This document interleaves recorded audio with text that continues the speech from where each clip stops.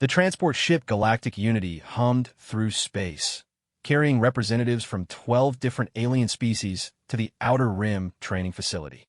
Commander Zex Theory of the Valtrian Empire adjusted his forearms nervously as he reviewed the mission briefings on his datapad.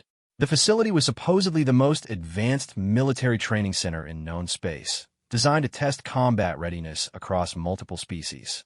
"First time seeing humans train?" asked Captain Mordoke, a massive insectoid from the Hive Collective.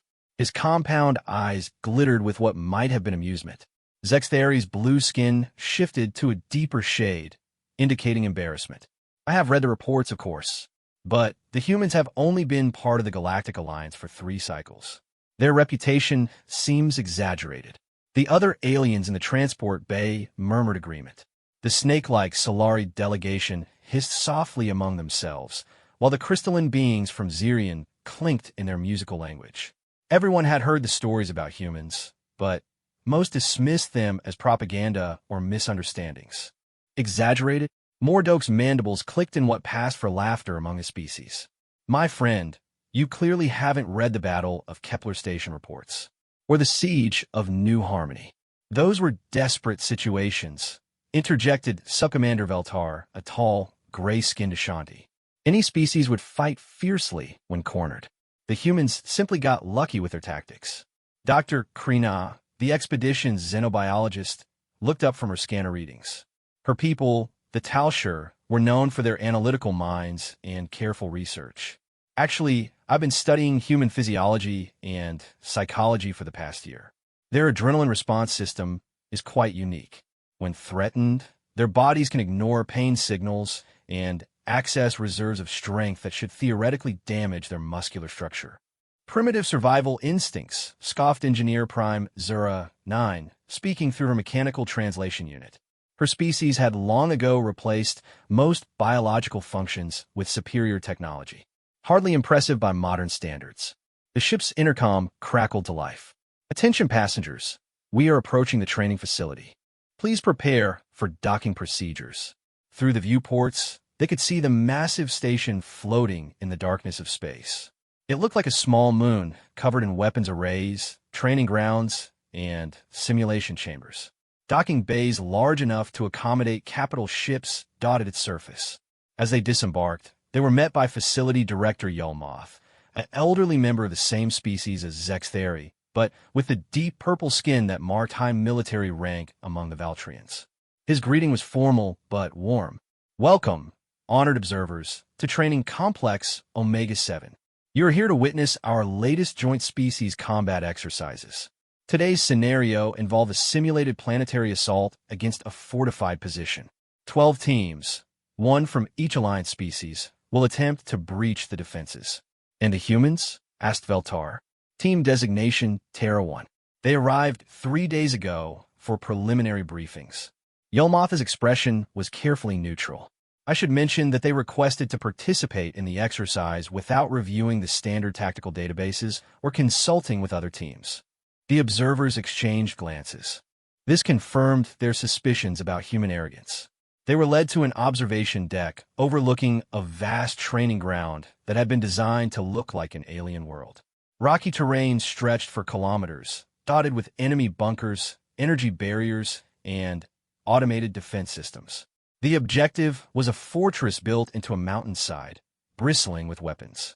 Each team has been given identical equipment and intelligence about the target, Yulmoth explained. Standard Alliance military gear, basic energy weapons, and tactical support systems. The exercise will begin in 1 hour. As the alien teams took their positions across the training ground, the observers watched through high-powered scopes and sensor displays. The Valtrian team moved in perfect formation, their discipline and training evident in every step. The Hive Collective deployed in their characteristic swarm pattern, while the Ashanti team advanced in carefully calculated geometric patterns. "Where are the humans?" asked Dr. Krina, scanning the starting positions. Yulmoth pointed to a section of rocky ground near the eastern edge. "Grid reference 77 Alpha." The observers focused their scopes on the location. At first, they saw nothing. Then, gradually, they began to make out shapes that seemed to blend perfectly with the terrain. The humans had somehow camouflaged themselves so effectively that even advanced sensors had difficulty distinguishing them from the surrounding rocks and vegetation. Impressive stealth technology, admitted Zerine, though unnecessary for this type of exercise. Actually, Yulmoth said quietly, they're not using any stealth technology. That's paint, mud, and natural materials. The exercise began with a thunderous sound as various teams opened fire on the defensive positions. Energy beams lit up the artificial sky as the different species advanced using their preferred tactics. The observers watched with professional interest as each team demonstrated their particular strengths. The Solari moved like liquid across the ground, their snake-like bodies allowing them to navigate terrain that would be impossible for other species. The crystalline Xerions created geometric shield formations that deflected enemy fire while they advanced with mathematical precision. But something strange was happening in Grid 77 Alpha. The human position appeared to be empty. Sensors showed no movement, no energy signatures, nothing that would indicate an active military unit. Have they withdrawn? Asked Veltar. Before anyone could answer, explosions began erupting throughout the defensive perimeter. Not the bright, clean energy explosions of standard Alliance weapons, but dirty, violent detonations that sent rocks and debris flying. Emergency klaxons wailed as automated systems registered multiple breaches in the defensive line. What's happening? Demanded Commander Zextheri. Those explosions aren't coming from any of the teams we can see. Yulmoth was frantically checking his command displays. I'm reading this can't be right. The humans have somehow infiltrated past the outer defenses.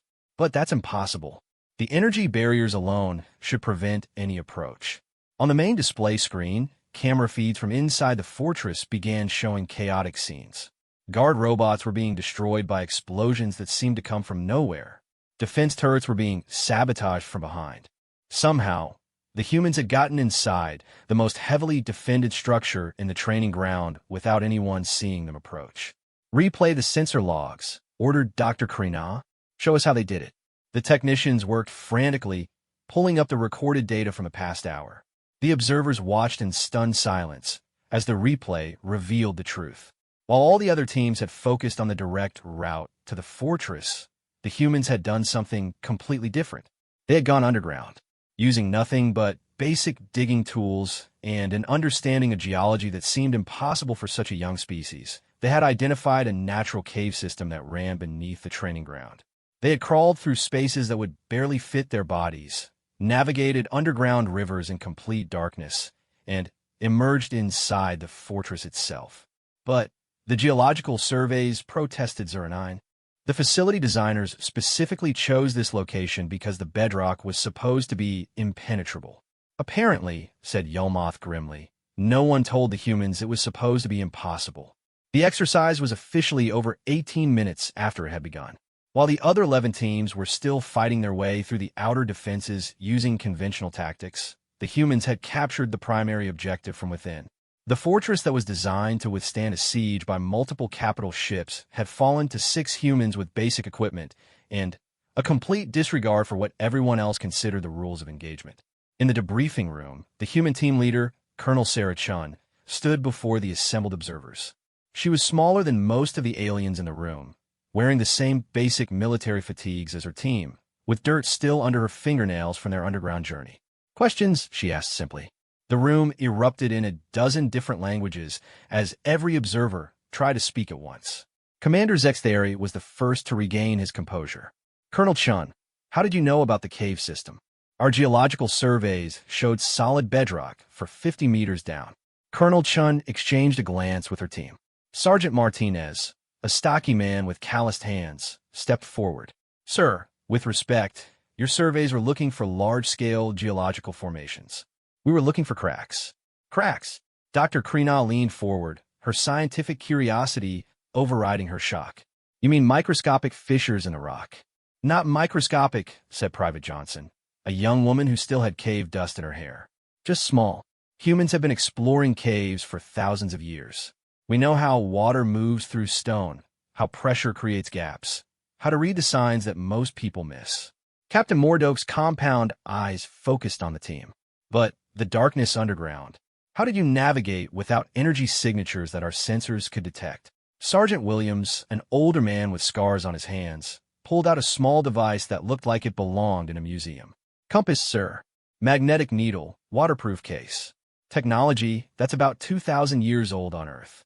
Doesn't emit any energy signature because it doesn't need power. The alien observers stared at the primitive device. Engineer Prime Zara 9's mechanical voice carried a note of disbelief. You navigated a complex underground system using magnetic orientation? What about mapping, distance calculation, obstacle detection? Counting steps for distance, said Private Rodriguez, tapping his temple. Listening for water flow and air currents to detect open spaces. Feeling changes in air pressure. And this. He held up what looked like a length of rope. We call it a safety line. Ancient technology, but it works. Colonel Chun took control of the briefing. The fundamental issue is that you were all thinking about the problem wrong. You saw a fortress and thought about siege warfare. You saw defenses and thought about how to overcome them with superior firepower or technology. Because that is the logical approach, protested Subcommander Veltar. Military doctrine across 12 species supports frontal assault with adequate preparation. Maybe, Chin said. But humans have a saying, if you can't go through it, go around it. If you can't go around it, go under it. If you can't go under it, wait for it to fall asleep, and then hit it with a rock. The silence in the room was deafening. Dr. Krina was frantically taking notes. This suggests a fundamentally different approach to problem solving. Colonel, when your species encounters an obstacle, what is your first instinct? Chun considered the question seriously. Depends on the human, but generally, we ask why the obstacle exists in the first place. Who put it there? What were they trying to protect? What assumptions did they make about attackers? And most importantly, what did they not think of? You think about the psychology of your enemies? Asked Facility Director Yelmoth. Every human does, to some degree. It's how we survived on our home world. Earth is full of predators that are bigger, stronger, and faster than humans. We survive by being smarter, more adaptable, and more willing to try things that seemed impossible. Sergeant Martinez added, plus, humans don't like being told something can't be done. It makes us stubborn. Stubborn enough to crawl through underground tunnels for 6 hours in complete darkness, asked Commander Zextheri. Stubborn enough to crawl through underground tunnels for 6 hours in complete darkness while carrying enough explosives to level a building, corrected Private Johnson cheerfully. The implications were starting to sink in. If humans approached every military problem by looking for unconventional solutions that other species wouldn't even consider, then all existing military doctrine might need to be reconsidered. Colonel, said Captain Mordoke slowly, what would happen if we gave you a scenario that was genuinely impossible? Something with no hidden weaknesses or unconventional approaches. Chin's smile was not entirely pleasant. Captain, with respect, I don't think you understand humans very well. We landed on our moon using computers less powerful than the device in your pocket. We sailed across oceans in wooden boats to explore places we didn't even know existed. We domesticated wolves into pets and turned poisonous plants into food. But surely there must be limits to this adaptability, insisted Engineer Prime 09. There are, Chin admitted, but they're not usually the limits that other species expect. For instance, we can't survive in vacuum without life support. We can't see in complete darkness without artificial light. We can't lift objects that weigh more than our physical strength allows. She paused, and her team members grinned. But we can hold our breath for longer than most aliens think possible. We can see in much dimmer light than our physiology suggests we should be able to, and we can move objects that outweigh us by using leverage, tools, and teamwork. Dr. Krina looked up from her notes. Colonel, I have to ask, how much of your success today was planned, and how much was improvisation? About 60% planned, 40% making it up as we went along, Chun said without hesitation. We knew there had to be a way into that fortress that didn't involve getting shot at for 3 hours. We spent 2 days studying the terrain, the geology, the architecture, and the defensive systems. And the other 40%? Sergeant Williams spoke up. The cave system was more complex than we expected. We had to change routes twice, and Johnson got stuck in a narrow passage for 20 minutes. Martinez figured out how to bypass an underground stream that wasn't on any of our geological guesses. Rodriguez improvised the entry into the fortress basement when we discovered the original plan wouldn't work. You mean you didn't know how you were going to get into the building until you were already underneath it? Veltar's gray skin had turned an alarming shade of pale green. More or less, said Chun. But that's normal for humans. We plan as much as we can, then we adapt to whatever actually happens. Most of human history has been dealing with situations that no one had ever encountered before. The facility director looked at his datapad, then at the human team, then back at his datapad. Colonel, according to our post-exercise analysis, your team achieved the primary objective in 18 minutes using equipment worth about 300 credits. The average cost of equipment for the other teams was 15,000 credits, and none of them had even reached the fortress walls when you declared victory. That sounds about right, said Chun. But this completely invalidates our cost-benefit analyses for military operations, protested Zuranine. If superior technology and equipment can be overcome by superior tactics and unconventional thinking, then our entire approach to defense spending needs to be reconsidered. Colonel Chun looked around the room at the assembled observers, all of whom were looking distinctly uncomfortable with the implications of what they had witnessed. Ladies and gentlemen, she said quietly, I think you're beginning to understand why the Galactic Alliance invited humanity to join. It wasn't because we have the best technology or the biggest ships or the most advanced weapons. She gestured to her team, who were still dirty and tired from their underground journey. It's because when everything else fails, when the impossible becomes necessary, when the rules don't work anymore, humans are the species you want on your side. The room fell silent except for the soft sound of Dr. Kreena's stylus scratching across her datapad as she tried to capture everything she had learned. 3 days later, Facility Director Yelmoth called an emergency meeting. The alien observers had spent the time reviewing footage, analyzing data, and conducting their own experiments. What they discovered had shaken their understanding of human capabilities even further. The underground infiltration was not an anomaly, announced Dr. Kreena, standing before a holographic display showing the cave system the humans had used. I have been studying human military history, and this type of unconventional problem-solving appears in every single conflict they have ever fought. Commander Zexdary leaned forward. Explain. During their Second World War, humans dug tunnels under enemy positions for months, then detonated massive explosives to create instant battlefields. They built fake armies out of inflatable equipment to fool enemy intelligence. They used carrier pigeons, dogs, and even dolphins as military assets. Primitive desperation tactics, scoffed Subcommander Veltar. Are they? Dr. Kreena manipulated the holographic display, showing footage from the human team's training session. Watch this sequence. When Sergeant Martinez encountered the blocked passage, notice his reaction time. The footage showed Martinez reaching a point where the cave narrowed to an impossibly small gap. Without hesitation, he had removed his equipment, squeezed through the opening, then used rope to pull the gear through piece by piece. The decision time from encountering the obstacle to implementing a solution was 4.3 seconds, Dr. Kreena continued. Most species would have stopped to analyze the problem, consult protocols, or contact command for new orders. Captain Mordoke's mandibles clicked thoughtfully. My people would have sent scouts to find an alternate route. Standard procedure, which would have taken approximately 47 minutes based on Hive collective protocols, Dr. Kreena said, consulting her data. The humans lost 8 minutes total dealing with the obstacle and continued to their objective. Engineer Prime Zura 9 projected her own analysis. I have been studying the tools they used. This compass device is mechanically sound but incredibly primitive. However, it cannot be jammed, disabled by electromagnetic interference, or detected by standard sensors. In an environment where electronic warfare is expected, it becomes superior to our advanced navigation systems. But surely this is just one example, argued Veltar. Yelmoth activated the main display screen. Actually, I asked Colonel Chun if her team would participate in additional scenarios. What you're about to see is yesterday's exercise.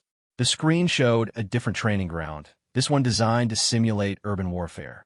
Tall buildings, narrow streets, and multiple defensive positions created a maze-like environment.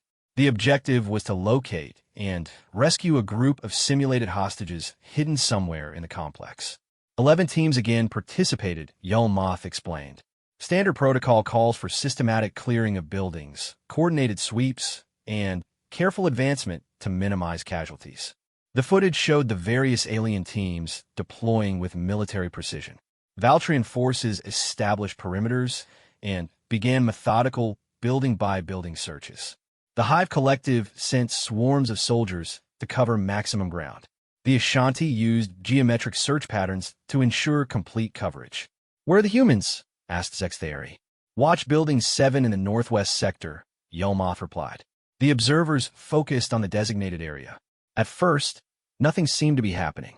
Then, suddenly, windows on the third floor exploded outward as figures rappelled down the side of the building. The humans had somehow gotten to the top of the structure without being detected and were working their way down. "How did they reach the roof?" demanded Veltar. The footage rewound to show the human approach. Instead of entering through the obvious ground-level entrances, they had climbed up the outside of an adjacent building using nothing but rope and metal spikes driven into the wall.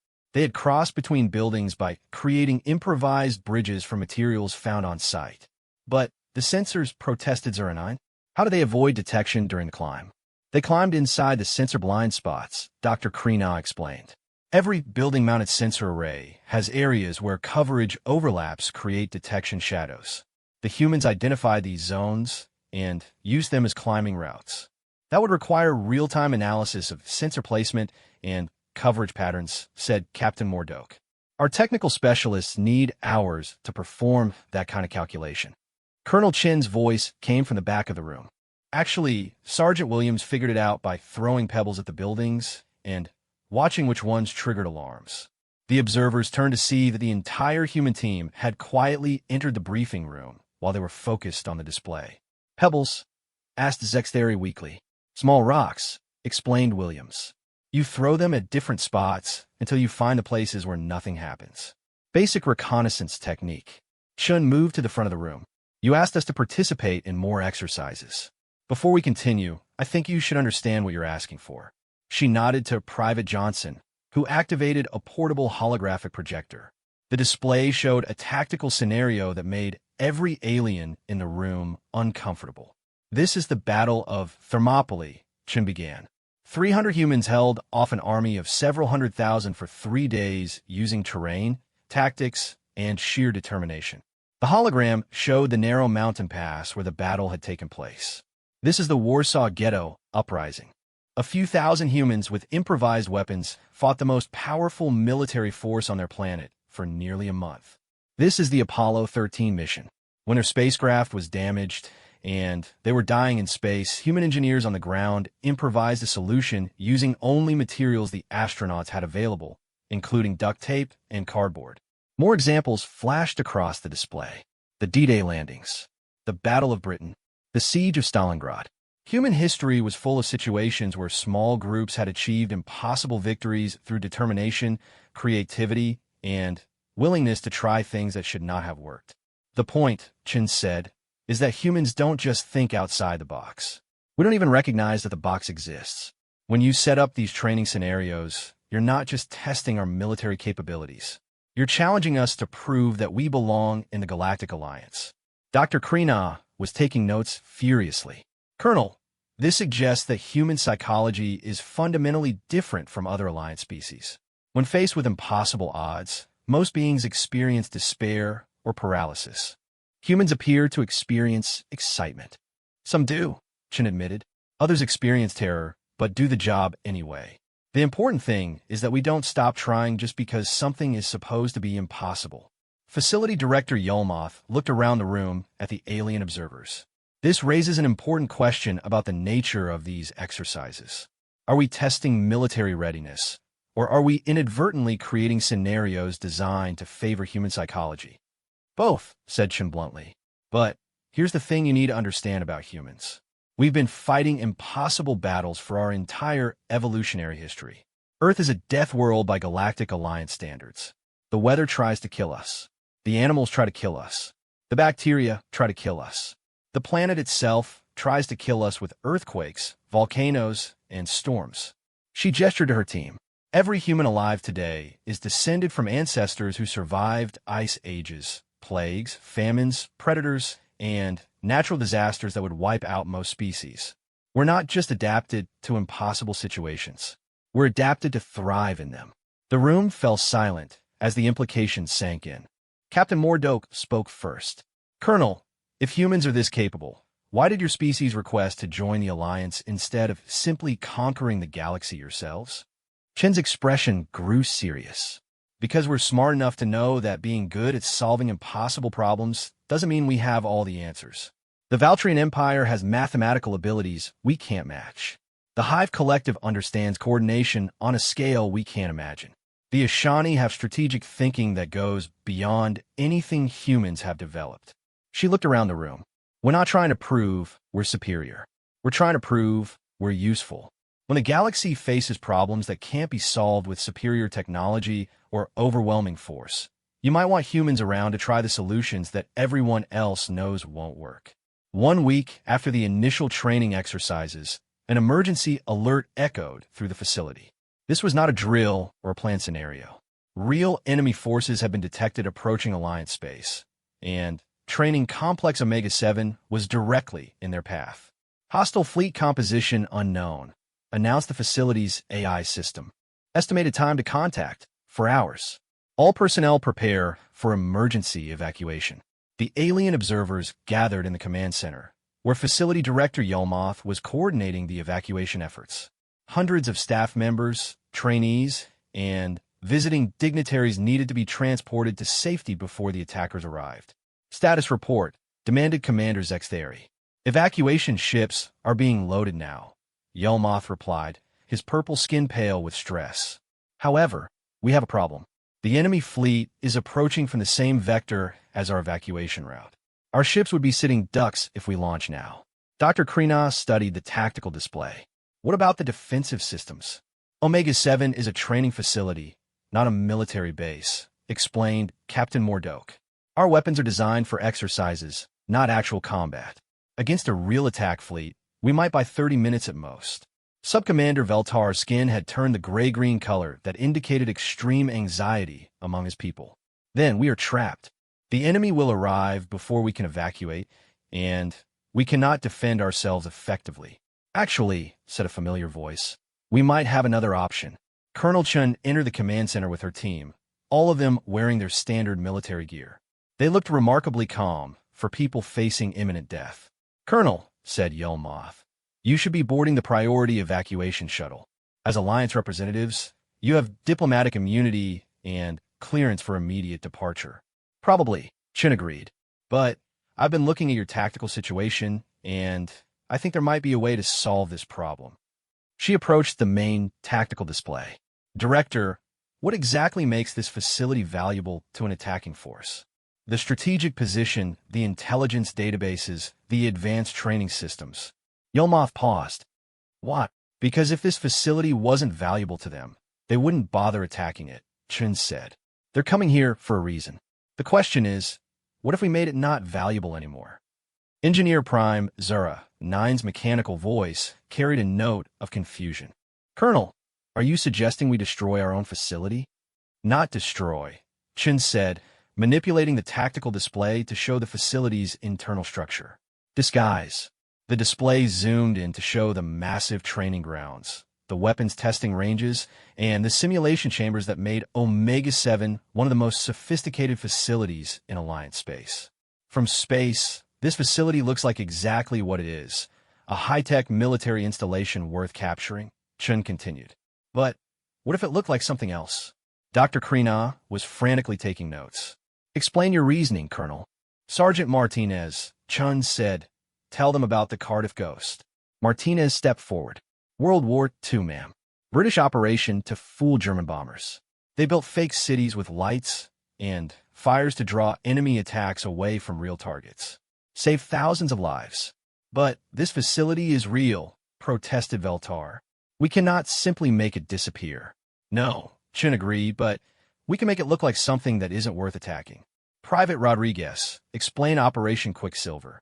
Rodriguez grinned. Allied deception operation before D-Day. They made the Germans think the invasion would happen at a completely different location. They used fake radio traffic, dummy equipment, and even hired actors to play fake generals.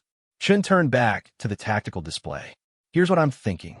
The enemy fleet is expecting to find a military training facility full of valuable intelligence and advanced technology. Instead, we give them what looks like a mining operation that's been abandoned due to equipment failure. The silence in the command center was broken only by the soft hum of electronic systems. Captain Mordoke spoke first. Colonel, this facility covers an area of several hundred square kilometers. How do you propose to disguise something that massive in 4 hours? We don't disguise the whole thing, Chen said. We just disguise the parts they'll be looking at. She highlighted several sections of the facility on the display. The main command center becomes a mining control room with malfunctioning equipment. The weapons testing ranges become excavation sites with broken machinery. The landing bays become ore processing facilities that have been shut down due to contamination. But the energy signatures, protested Zernine. Our power systems emit distinctive patterns that identify this as a military installation. Sergeant Williams spoke up. That's where it gets interesting. We shut down everything except basic life support and emergency systems. Make it look like the facility is running on backup power because of a massive system failure. And if they board the facility to investigate, asked Yelmoth. Then they find exactly what they expect to find, Chen said. A bunch of miners and technicians trying to repair equipment that's too damaged to fix. People who are desperate to leave, but can't because their transport ships are broken. Dr. Krina looked up from her notes. Colonel, you're proposing that we pretend to be refugees from an industrial accident. Exactly. Industrial accidents happen all the time in space mining operations. Equipment fails, people get stranded. Mining companies abandon facilities rather than pay for expensive rescue operations. It's so common that most military forces don't even bother investigating. But we are not miners, pointed out Veltar. How can we possibly convince enemy forces that this facility is something it is not? Chen smiled. That's where you're wrong, Subcommander. Everyone in this facility has exactly the skills we need. Engineers, technicians, logistics coordinators, communication specialists. The only difference between running a military training facility and running a mining operation is what you're pretending to be mining. Johnson added, plus, mining accidents explain why everyone would be wearing the same type of clothing, why there would be so many people in one place, and why the facility would have sophisticated equipment that doesn't quite match what the attackers expect to find. The implications were starting to dawn on the alien observers. You're suggesting we stage a massive deception operation, said Zextheri slowly. Convince an entire enemy fleet that they found a worthless industrial facility instead of a valuable military target. It's been done before, Chen said. Humans have been using deception and misdirection in warfare for thousands of years. The key is to give the enemy exactly what they expect to see, while making sure that what they expect to see isn't what they're actually looking for. Yelmoth looked at the tactical display, then at the countdown timer showing less than 4 hours until the enemy arrived. Colonel, even if this plan could work, the logistics would be enormous. We would need to reprogram computer systems, rearrange physical equipment, coordinate the behavior of hundreds of people. Director, Chen said quietly, do you have a better idea? The command center fell silent, except for the quiet sounds of data systems and the distant vibrations of evacuation ships launching. Everyone knew that the conventional escape plan had already failed. The enemy fleet was positioned to intercept any ships leaving the facility. What do you need? Yelmoth asked finally. Colonel Chun looked around the room at the assembled aliens, all of whom were staring at her with expressions ranging from hope to terror to complete disbelief. 3 hours, your computer technicians, and everyone's willingness to pretend they've never seen a military installation in their lives, she said. And if it doesn't work? Chen's expression grew serious. Then we'll find out how good humans are at fighting impossible battles. 1 week after the initial training exercises, an emergency alert echoed through the facility.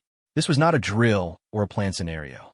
Real enemy forces had been detected approaching Alliance space, and training Complex Omega-7 was directly in their path.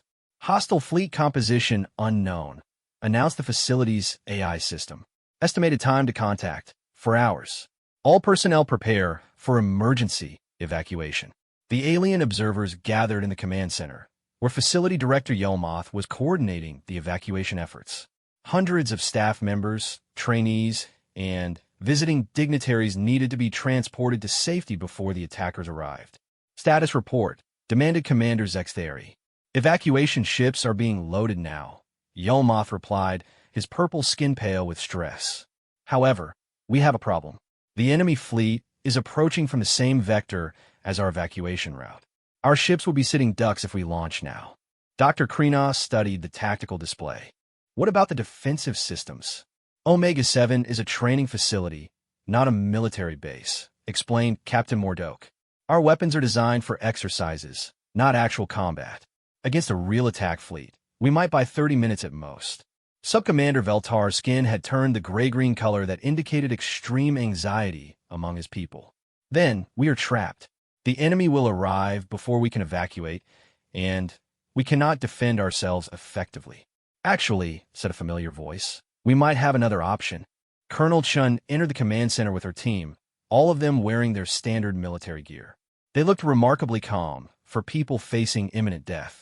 Colonel, said Yelmoth, you should be boarding the priority evacuation shuttle. As Alliance representatives, you have diplomatic immunity and clearance for immediate departure.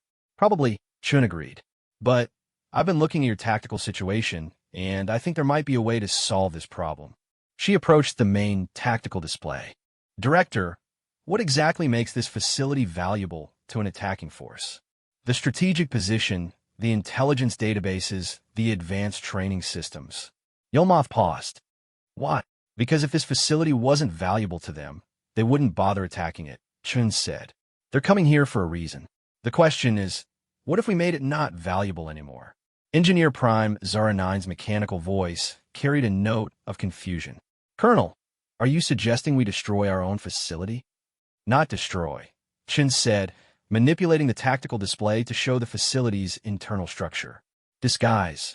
The display zoomed in to show the massive training grounds, the weapons testing ranges, and the simulation chambers that made Omega-7 one of the most sophisticated facilities in Alliance space. From space, this facility looks like exactly what it is, a high-tech military installation worth capturing, Chun continued. But what if it looked like something else? Dr. Krena was frantically taking notes. Explain your reasoning, Colonel. Sergeant Martinez, Chun said, tell them about the Cardiff Ghost. Martinez stepped forward. World War II, ma'am. British operation to fool German bombers. They built fake cities with lights and fires to draw enemy attacks away from real targets. Saved thousands of lives. But this facility is real, protested Veltar. We cannot simply make it disappear. No, Chun agreed, but we can make it look like something that isn't worth attacking. Private Rodriguez, explain Operation Quicksilver. Rodriguez grinned. Allied deception operation before D-Day. They made the Germans think the invasion would happen at a completely different location. They used fake radio traffic, dummy equipment, and even hired actors to play fake generals. Chun turned back to the tactical display. Here's what I'm thinking. The enemy fleet is expecting to find a military training facility full of valuable intelligence and advanced technology. Instead, we give them what looks like a mining operation that's been abandoned due to equipment failure. The silence in the command center was broken only by the soft hum of electronic systems. Captain Mordoke spoke first. Colonel, this facility covers an area of several hundred square kilometers. How do you propose to disguise something that massive in 4 hours? We don't disguise the whole thing, Chun said. We just disguise the parts they'll be looking at. She highlighted several sections of the facility on the display. The main command center becomes a mining control room with malfunctioning equipment. The weapons testing ranges become excavation sites with broken machinery. The landing bays become processing facilities that have been shut down due to contamination. But the energy signatures, protested Zernine. Our power systems emit distinctive patterns that identify this as a military installation. Sergeant Williams spoke up. That's where it gets interesting. We shut down everything except basic life support and emergency systems. Make it look like the facility is running on backup power because of a massive system failure. And if they bore the facility to investigate, asked Yelmoth.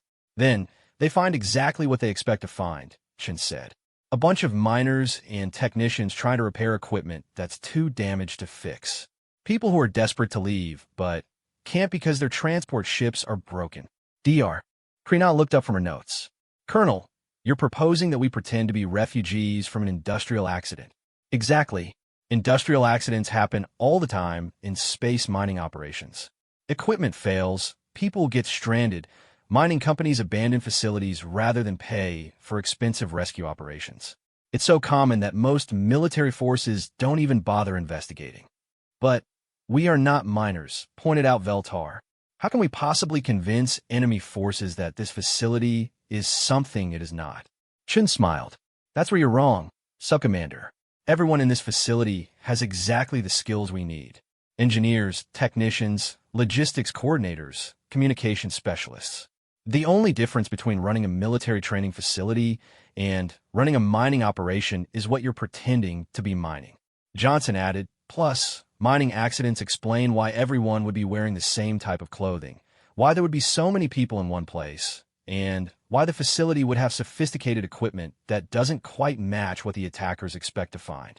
The implications were starting to dawn on the alien observers. You're suggesting we stage a massive deception operation, said Zextheri slowly. Convince an entire enemy fleet that they found a worthless industrial facility instead of a valuable military target. It's been done before, Chen said. Humans have been using deception and misdirection in warfare for thousands of years. The key is to give the enemy exactly what they expect to see, while making sure that what they expect to see isn't what they're actually looking for. Yelmoth looked at the tactical display, then at the countdown timer showing less than 4 hours until the enemy arrived. Colonel, even if this plan could work, the logistics would be enormous. We would need to reprogram computer systems, rearrange physical equipment, coordinate the behavior of hundreds of people. Director, Chen said quietly, do you have a better idea? The command center fell silent except for the quiet sounds of data systems and the distant vibrations of evacuation ships launching. Everyone knew that the conventional escape plan had already failed. The enemy fleet was positioned to intercept any ships leaving the facility. What do you need? Yelmoth asked finally. Colonel Chun looked around the room at the assembled aliens, all of whom were staring at her with expressions ranging from hope to terror to complete disbelief. 3 hours, your computer technicians, and everyone's willingness to pretend they've never seen a military installation in their lives, she said. And if it doesn't work? Chen's expression grew serious. Then we'll find out how good humans are at fighting impossible battles. 3 hours and 47 minutes later, training Complex Omega-7 looked like a completely different facility.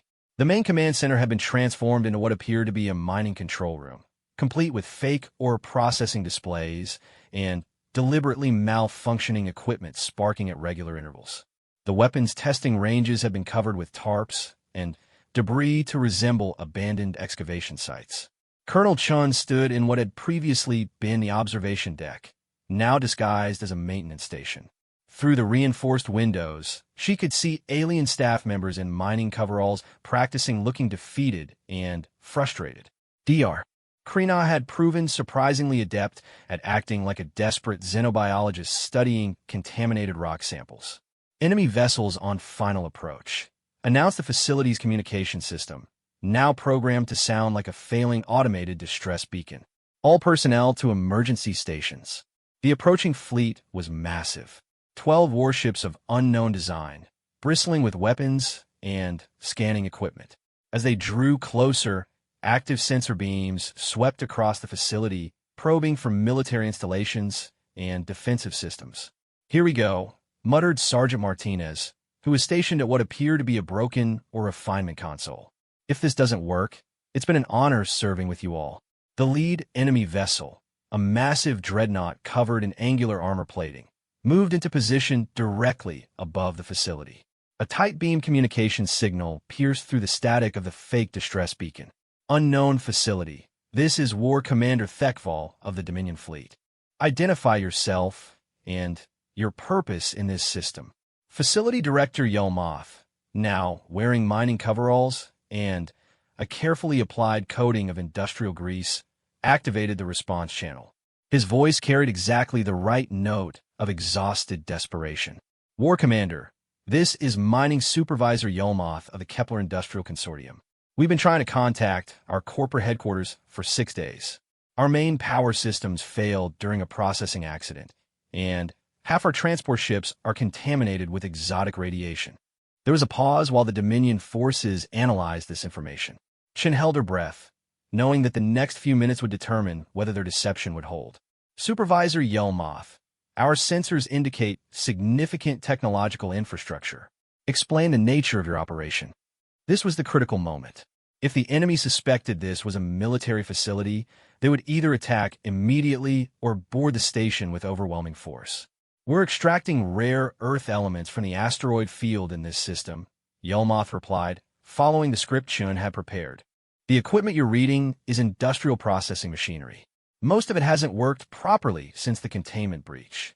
To support this claim, engineering teams throughout the facility activated pre-programmed system failures. Power fluctuations caused lights to flicker. Atmosphere processors created the distinctive humming sounds associated with overloaded mining equipment. Even the gravity generators were adjusted to create the subtle instabilities that would be expected in a facility running on backup power. Supervisor, prepare for boarding inspection. We will verify your claims. She nodded to her team. This was the moment they had planned for. If Dominion forces boarded the facility, they would find exactly what they expected.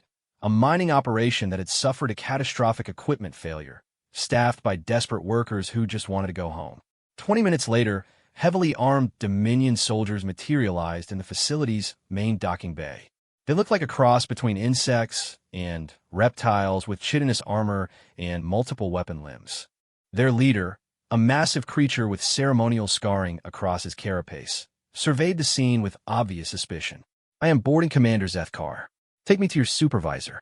Sub-Commander Veltar, who had somehow managed to make his naturally dignified bearing look like the desperate exhaustion of a stranded miner, stepped forward. This way, Commander. But please be careful around the processing equipment. The radiation leaks have made some areas unstable. As the Dominion forces moved through the facility, they saw exactly what Shun had predicted they would look for. Evidence of an industrial accident that had left the facility crippled and worthless. Broken machinery leaked harmless, but impressive-looking gases. Computer terminals displayed mining surveys or processing data. Storage areas contained samples of actual minerals that had been hastily gathered from the facility's geological laboratory. Most importantly, the alien staff members played their roles perfectly. Valtrian engineers looked frustrated with equipment that wouldn't respond properly. Hive Collective technicians buzzed anxiously around contamination sensors that kept giving false alarms. Even the crystalline Xerions had somehow managed to make their natural musical communication sound like industrial machinery under stress. Show me your operational records, demanded boarding Commander Zethkar when they reached the main control room. Dr. Krina, wearing a mining supervisor's uniform and carrying a datapad full of fake geological surveys, presented the documentation they had prepared. Here are our extraction logs for the past 3 months, Commander. As you can see, productivity has been declining steadily due to equipment failures. The Dominion officer reviewed the data with the thoroughness of someone looking for evidence of military activity. What he found instead was a depressingly realistic record of an industrial operation slowly falling apart due to inadequate maintenance, funding, and corporate neglect. What is the nature of the contamination that has affected your transport capability? Exotic particle radiation from a processing accident, Yelmoth explained, gesturing to readings on a nearby monitor. It's not dangerous to biological life, but it interferes with spacecraft navigation systems. Our insurance company won't authorize transport until the contamination levels drop below safety thresholds. This was actually true. The human team had used the facility's advanced physics laboratory to create a real, but harmless particle field that would register on enemy sensors as exactly the type of industrial contamination that mining companies were always struggling with. For 2 hours, Dominion forces searched the facility, looking for any evidence that this was a military installation. They found mining equipment or samples, frustrated workers, and a lot of broken machinery. They did not find weapons, military intelligence, or anything that would justify the effort of conquering this particular facility. Finally, boarding Commander Zethkar returned to the main control room, where Yelmoth was waiting with appropriately anxious patience. Supervisor, your facility is of no strategic value to Dominion forces. However, as a gesture of mercy, we will allow your workers to evacute one transport vessel to carry essential personnel to safety. Commander, that's incredibly generous, Yelmoth said, and his gratitude was completely genuine. But our transport ships are still contaminated. The radiation levels won't be safe for another few days. That is no longer our concern, Zethkar replied. We will not return to this system. If your corporate masters wish to recover their equipment and remaining personnel, they may do so without interference. An hour later, the Dominion fleet departed as suddenly as it had arrived, leaving behind a facility full of stranded miners who waited until the enemy ships were well beyond sensor range before dropping their disguises. In the real command center, which had been hidden behind false walls throughout the deception, alien observers and human team members gathered to watch the enemy fleet disappear into hyperspace. I cannot believe that actually worked, said Commander Zextheri, his blue skin still pale from stress. Colonel Chun was cleaning industrial grease from her hands with a satisfaction that came from a job well done. Commander, the thing about impossible plans is that they work precisely because nobody expects them to work. Dr. Krina was already composing her report for the Alliance Council. Colonel, your species has demonstrated capabilities that go far beyond conventional military thinking. This deception operation saved hundreds of lives and preserved a strategically important facility without firing a single shot. It's what humans do, Chin said simply. When we can't outfight the enemy, we outthink them. When we can't outthink them, we outstubborn them. And when all else fails, we pretend to be something we're not until the danger passes. Captain Mordoke's compound eyes reflected the lights of the command center as he processed everything he had witnessed. Colonel Chun, I have one final question. During the boarding inspection, you and your team remained hidden in the maintenance areas. Were you not concerned that you might be discovered? Chun exchanged glances with her team members, all of whom were grinning with the satisfaction of a successful mission. Captain, she said, we weren't hiding. Then, where were you? We were the mining equipment, said Sergeant Martinez cheerfully. Humans are very good at staying perfectly still for long periods when necessary. The alien observers stared at them in stunned silence. You mean, said Engineer Prime Zura, 9 slowly, that when Dominion soldiers were examining the mining machinery, they were actually looking at camouflaged humans?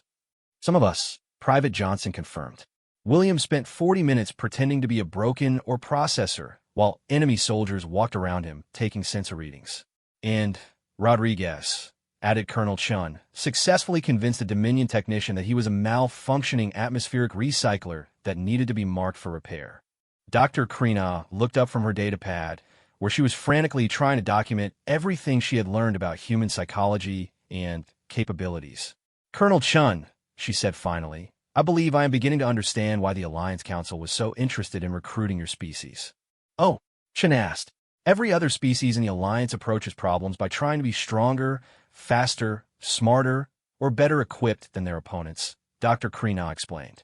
Humans approach problems by trying to be more creative, more adaptable, and more willing to try solutions that shouldn't work. And when you combine those approaches, added Facility Director Yelmoth, you get results that neither could achieve alone. Colonel Chun looked around the command center at the aliens who had trusted her with their lives, then out the viewport at the stars where the enemy fleet had disappeared. Director, she said, I think you're right. The galaxy is a big, dangerous place full of problems that nobody has solved yet.